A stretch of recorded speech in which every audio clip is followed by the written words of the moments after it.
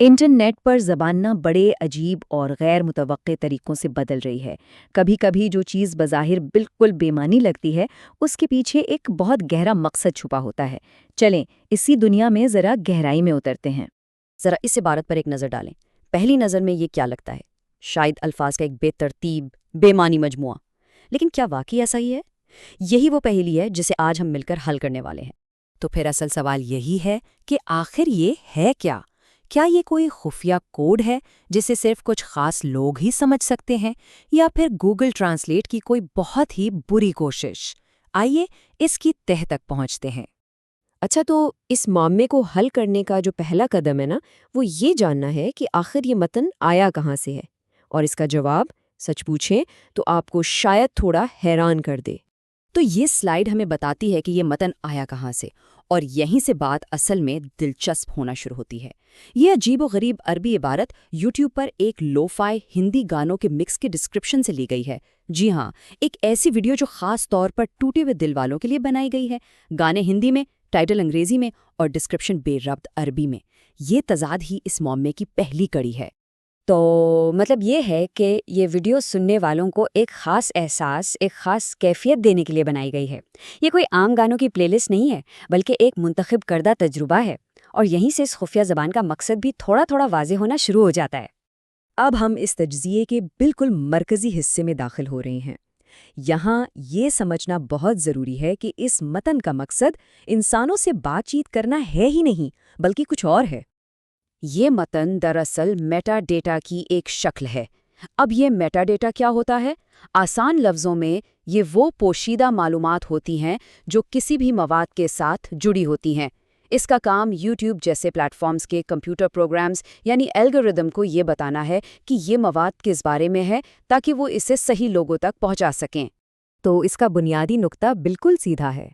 یہ الفاظ پڑھے جانے کے لیے نہیں لکھے گئے، ان کا صرف ایک ہی کام ہے، اور وہ ہے الگورتھم کی توجہ حاصل کرنا، تاکہ جب کوئی اداس گانے یا دل ٹوٹنے والی کیفیت جیسے الفاظ سرچ کرے تو یہ ویڈیو اس کے سامنے آ جائے۔ چلیں اب اس متن کو ذرا اور گہرائی سے دیکھتے ہیں۔ جیسا کہ سلائیڈ پر نظر آ رہا ہے، یہ ایک عجیب سا مکسچر ہے۔ اس میں مجنون اور مشاعر جیسے رومانوی اور جذباتی الفاظ ہیں، پھر اداسی سے جڑے ہوئے بہت سے کی ورڈز ہیں، لیکن ساتھ ہی مطعم یعنی ریسٹورانٹ اور وقت کے بے ترتیب حوالے بھی موجود ہیں۔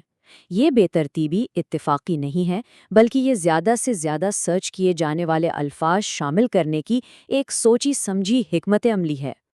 ٹھیک ہے، تو اب ذرا ایک قدم پیچھے ہٹتے ہیں اور بڑی تصویر کو دیکھتے ہیں۔ یہ صرف یوٹیوب کی ایک ویڈیو کی کہانی نہیں ہے، بلکہ یہ ایک بہت بڑے ثقافتی رجحان کی طرف اشارہ ہے۔ اس طرح کے متن کو ہم ایک ڈیجیٹل نویرات کہہ سکتے ہیں۔ یہ اس بات کا ثبوت ہے کہ کس طرح آن لائن کمیونٹیز ٹیکنالوجی کے ساتھ مل کر زبان کی نئی شکلیں ایجاد کر رہی ہیں، جو خاص مقاصد کے لیے بنائی گئی ہیں۔ یہ سلائیڈ اس فرق کو بالکل صاف صاف دکھا رہی ہے۔ ایک طرف ہے ہماری عام زبان، جس کا مقصد انسانوں کے لیے معنی پیدا کرنا ہے۔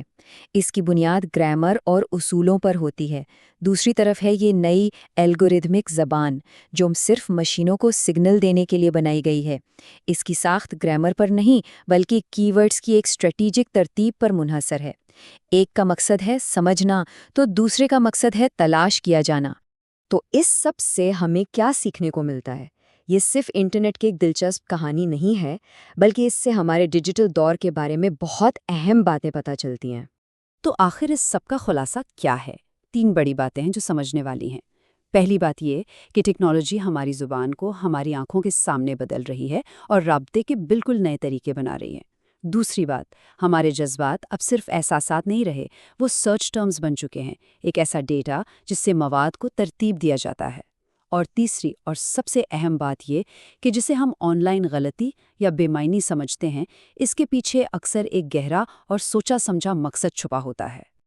اور آخر میں ایک سوال جو سوچنے پر مجبور کرتا ہے، جب ہم الگورتھم سے بات کرنے کے لیے اپنی زبان کو اس طرح بدل رہے ہیں، تو ہم لاشعوری طور پر اور کون سی نئی زبانیں ایجاد کر رہے ہیں؟